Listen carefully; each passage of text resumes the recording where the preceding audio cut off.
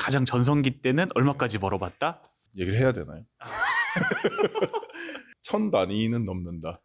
한 달에요. 네, 월 1000단위는 넘었던 것 같습니다.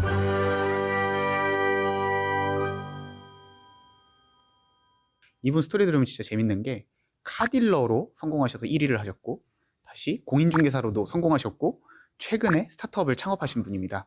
안녕하세요.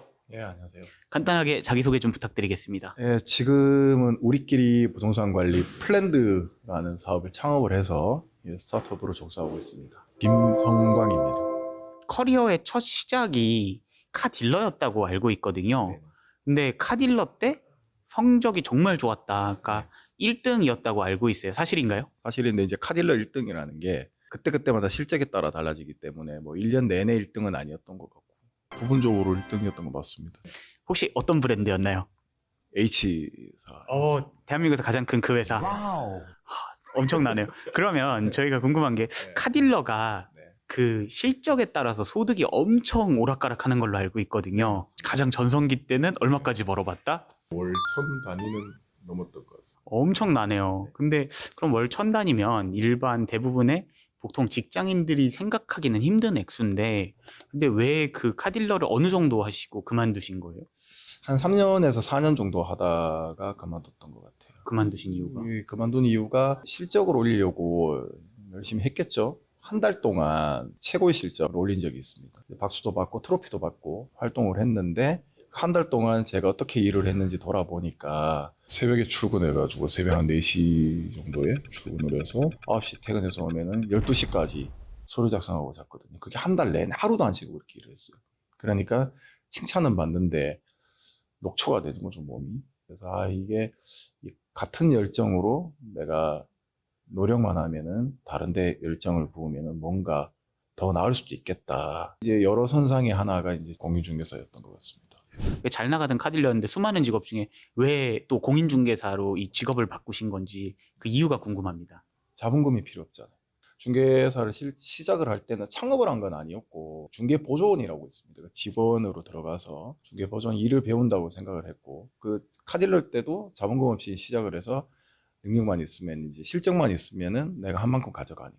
부동산도 근데 중개보조원으로 시작을 해서 중개 업무를 배우기 시작을 했죠. 그렇게 하면서 중개를 한두 개씩 하고. 그 중개보조원이라는 게 일반적으로 우리가 부동산 사무실 가면 그 대표님이 보통 부동산 중개사 자격증이 있고 네. 그 옆에 앉아 계시는 분들이 중개보조원인 거죠. 네, 뭐 앉아 있기도 하고 서 있기도 하고 그렇죠. 그런데 예, 맞습니다. 예, 보조를 하는 일인데 실제 그 대표 공인중개사의 업무를 거의 다 보는 거죠. 공인중개사 자격증이 예전에는 그러니까 IMF 이전에는 사실 쉬운 자격증의 대명사였어요. 네, 근데 맞아요.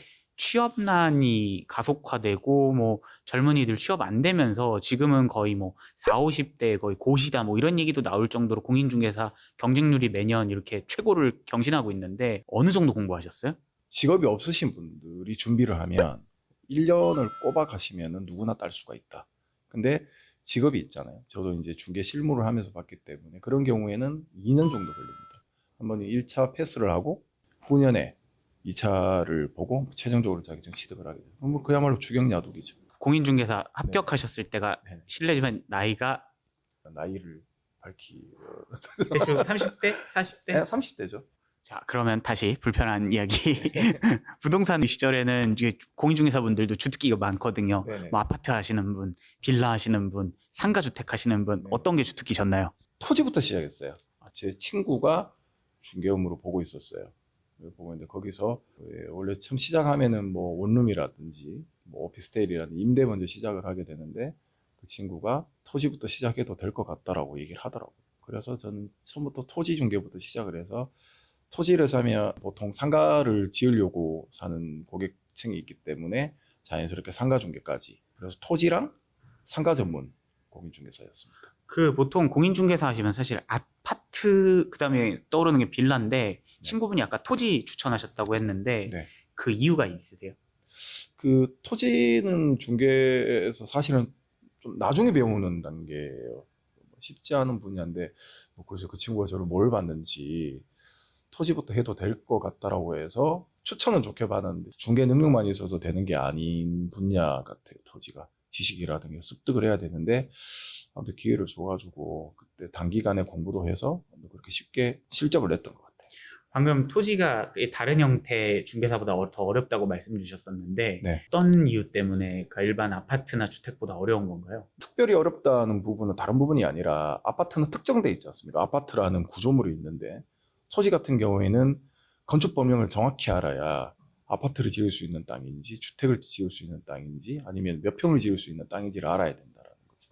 건축 허가가 나는지 안 나는지. 고객분들은 대부분 모르고 온다는 가정하에 접근을 해야 되니까 일단 저희가 지식이 다 있어야 되겠죠. 그래도 반면에 그렇게 어렵지만 그 부분에 대해서 수요가 있다는 건 이 부분이 수익성 면에서는 아파트라든지 이런 것보다 오히려 수익이 좋다라고 이해할 수 있을까요? 당연히 맞다라고. 예. 근데 그 계약 건수는 뭐 아파트만큼은 안 되는 것 같아요. 근데 그 성과가 이루어졌을 때는 수익 면에서는 그 실제 그 공인중개사 수익 프로테이저라는 그걸 높은 편이거든요. 그래서 토지가 수익 면에서는 낮습니다. 공인중개사 시절이랑 카 딜러로 활약하시던 때 네. 소득이나 아까 개인 시간의 면에서 어떻게 좀 개선이 많이 됐나요? 네, 그 개인 시간은 일단 부동산 중개사 쪽이 많은 것 같습니다. 그 뭐 공부할 수 있는 시간이라든가. 근데 카딜러 할 때는 다른 게 아니라 사실 제 개인 시간이라기보다는 고객을 위한 시간이 많았던 것 같아요. 뭐 AS라든가. 수입도 좀 높아지셨나요? 네, 그런 것 같습니다. 그러면 아까 저희가 말씀 주신 거에 추산해서 사실은 이 정도면 어지간히 대한민국의 성공한 자영업자 아니면은 성공한 전문직 정도의 사실은 매출은 올리고 계셨던 건데 저희는 궁금한 게 사실 카딜러나 부동산이나 중요한 게 이 두 가지가 다 본질은 영업이 상당히 중요하거든요. 본인만의 영업 노하우가 좀 있으셨을까요? 카딜러 시작을 할 때 뭐 여러 말들 해주잖아요, 선배가.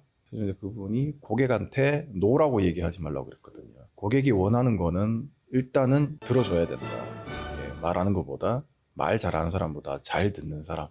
듣다 보니까 고객의 불만이라든가 또 고객도 자기가 얘기하면서 해결되는 부분, 스스로도 해결하는 부분들도 있고 뭐 그렇게 하니까 실적은 뭐 오르더라고.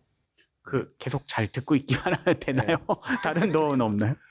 듣고 실제로 들었던 거를 실천에 옮겨야 되겠죠. 영세 영업은 개인 시간을 할애하면은 아무래도 뭐 실적과는 연관이 되기가 쉽지 않을 것 같다. 네.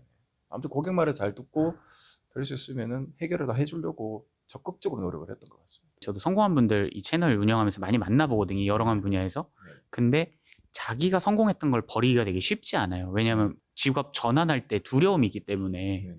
근데 지금 벌써 직업을 2번 바꾸신 거잖아요. 나름 이 직업들에서도 좋은 성과를 내시고 두렵지 않으셨어요? 두려움 있기 전에 저는 카딜러일 때는 성공이라 생각을 하지 않았던 것 같습니다. 저는 그게 성공이라 생각을 하지 않았고 그보다 나은 삶이라든가 뭐 시간이라든가 할애할 수 있는 부분이 있는가 노력을 하고 공인중개사라는 직업으로 자연스럽게 갈아탄 것 같습니다. 네. 혹시 공인 중개하시다가 좀 재밌는 에피소드 같은 거 있으셨어요? 매번 있는데요. 사고자 하는 그 고객 매수인의 마음과 팔고자 하는 매도인의 마음이 그때그때마다 다르더라. 예를 들면 가령 개발 호재가 있는 땅이거든요. 개발 호재가 있는 땅인데 오늘은 팔고자 했어요. 이분이 땅 파시는 분이 팔고자 해가지고 사고자 하는 사람이 있길래 거래를 했는데 다음날 뉴스가 뜬 거예요. 이제 개발된다고. 하루 만에 땅값이 3배가 뛰었어요. 계약금을 이분이 많이 이제 입금을 하는 바람에 해지도 안 되는 상황이었거든요. 3배가 뛰었는데 이분이 이 사실을 또 잔금 전까지 몰랐던 거예요. 그리고 잔금 끝나고 이제 탓을 하는 거죠. 그래서 재밌는 게 뭐냐면 매도인은 탓을 하고 오를 거를 왜 팔아라 그랬느냐. 그것도 사는 사람은 또 고맙다고. 지금도 고맙다고 전화 오죠. 예. 그런 것 같아요. 근데 항상 양면성이 있는 것 같습니다. 사실 중개라는 직업은 누구한테는 고마운 사람이고 누구한테는 나쁜 사람이 되죠. 네, 그렇죠. 그래. 그래서 공인중개사라는 그 편견이 있는 이유가 어느 쪽에서든 간에 이득을 본 쪽은 말이 없다고 생각해요. 좀 손해를 봤다고 상대적으로 느끼시는 분들은 계속 얘기하고 다니죠.